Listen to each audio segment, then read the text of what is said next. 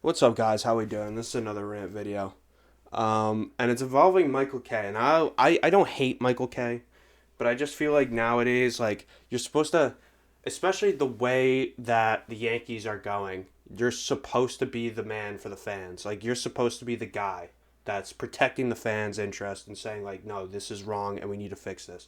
But instead, it almost feels like he's just carrying water. Which makes sense. I mean, he works for Yes, so obviously, like, you don't want to bite the hand that feeds you. But it's just, it's annoying, and, like, I should expect that, right? Because, like, a lot of the, like, people in that industry, it's just, once again, it's like, you can't really, you got to toe the line, especially with the people that are paying you. They are his boss. But, I don't know, it just seems like a little bit disingenuous when you say, like, oh, I could say whatever I want. But then when there's clear criticism, suddenly, you go quiet and actually defend them. But that's besides the point. So the first thing I have to say, dude, is I hate when this guy shits on the fans. It's just so annoying. Like the other day he was going off about how the fans, like everyone online is basically saying Peraza is our shortstop. And he's like, we're essentially, we're stupid for suggesting that because we don't know what's going on. It's like, once again, it's like, you're completely missing the point. I feel like right now he's just constantly missing the point. It's like, you held on to Peraza when you could have used him as trade bait for someone legitimate because he's allegedly the future, right? And he's supposed to be the superstar. And then you play him in the playoffs, and then we're supposed to expect that IKF's the guy. It just doesn't make sense. Like these moves, the problem with the Yankees in general, I'm just going to go off like on a quick Yankee tangent, is they'll say one thing and then do the other. It just doesn't make any sense. Is he the guy? Okay, cool, that's fine. But then why are we going to re-sign IKF? And I just feel like he's using this tool of like misdirection. Um, it's like, he was mad, like, he was getting on the fans because they were mad that they wanted Boone and Cashman to be fired. And he was like, well, you guys are stupid for expecting that. And it's like, well, no one was expecting that. Everyone just thinks that's what needs to be done. Because clearly the direction of the team is not going in the right one. Right? They lose in the playoffs every single year. Yeah, you make the playoffs and you're able to beat like shitty teams like the Rangers in April. But then as soon as you get to real teams, you disappear. Like that's been the problem.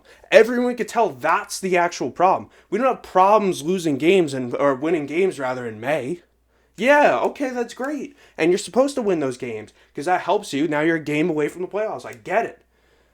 But how come every single year they fall short? All right, a year, 2 years, fine. Maybe you get unlucky. This has become a pattern. There's a reason for that, is my point. There's a reason why some teams like the Astros go and win, some teams like the Dodgers go and win, and they're always a step ahead. It can't be coincidence now. It's been 5 years with this regime, with the Boone Cashman regime.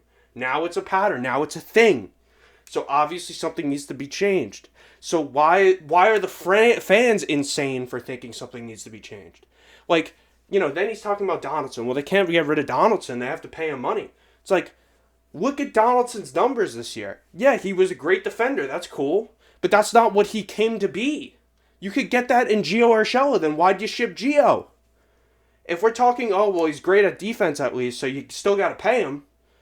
There's been guys that have came and gone that have done just as well in the hot corner. I just don't.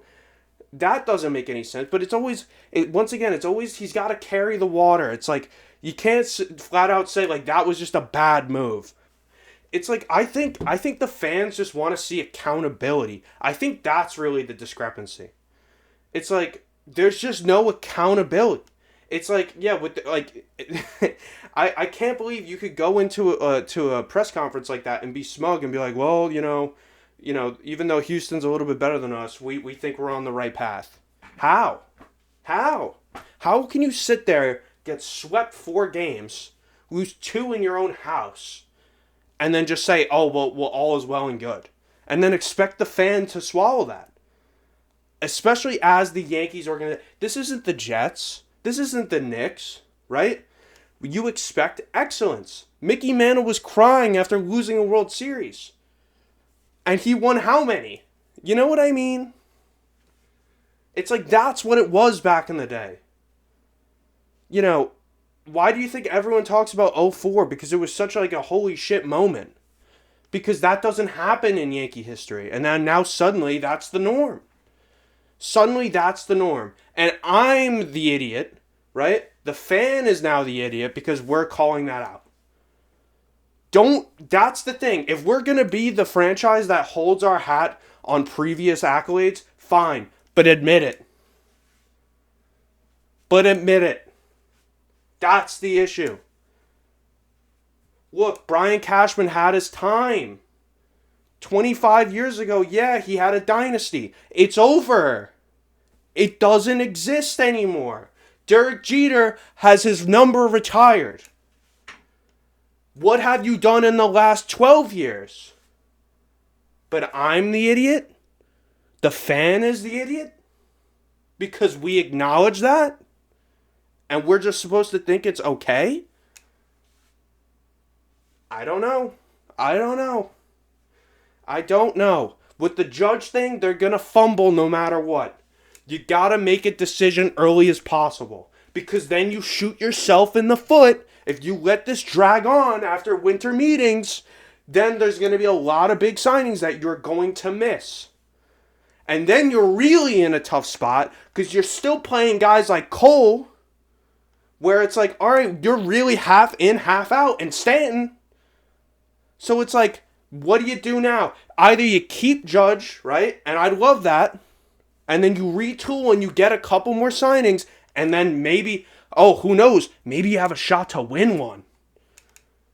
But if you don't, then you got to rebuild. Then this becomes a rebuild. No Judge. Rizzo, why would Rizzo stay? Rizzo just opted out. If you have no Judge and no Rizzo, then what is it? You think you're going to win? You couldn't win with them. You think you're going to win without them? Then it's all right. Now you play the kids. But the problem is they're stuck in this constant death spiral where it's like they want to be relevant enough to sell tickets. But I get it's a business. I understand. They want to be relevant enough to sell tickets, to make the playoffs, to pretend they're this great fucking organization, but not good enough to where they need to break the bank and actually win one. And actually break through and win one. Look, I'm sure they obviously want to win one. But it's either you make the signings or you don't. And if you don't make the signings, then you go and look to win in 5 years. And you take all those that young talent that you keep touting and you develop them. So with the whole IKF Peraza thing, when Michael K's like, you're stupid for thinking that it should be Peraza, that you know it confidently, it's like, yeah, because you have to be fucking deranged. Because like if they go with IKF, then I officially 100% have no idea what's going on. And I don't think they do either. Then I don't think they know what they're doing. That's panicking at the wheel. Because that's the whole point of getting Donaldson and IKF, was they were the stopgap guys, and now they're here to stay. And now, no, they're just the players now because we paid them a little bit of money. Then you don't know what you're doing. Then you have no idea what you're doing. Then there's just no plan. And then it's like throwing shit at the wall and hoping it sticks. But as the fan, I'm the idiot for seeing that? I don't know. At least over the bridge with Buck, you feel like that team's going in a right direction. Even though they didn't get to where they wanted to get to. And they kind of had an embarrassing loss game 3 in the wild card. You at least feel like they have some momentum. You at least feel like there's some accountability. And they want to go get the big players to win. And you feel the exact opposite. And it's weird because I don't know if I've ever seen that before.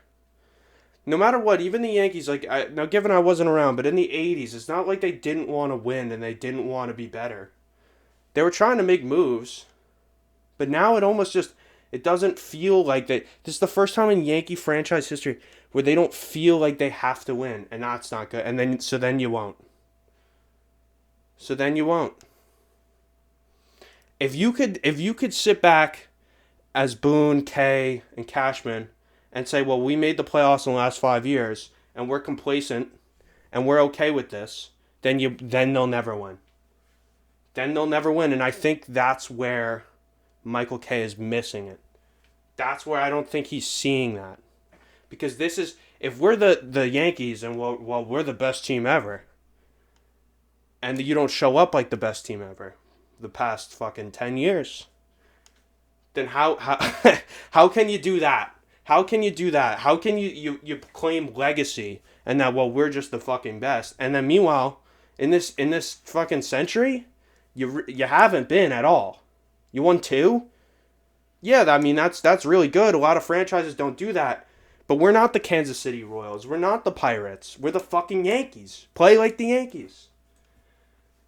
I don't know, man.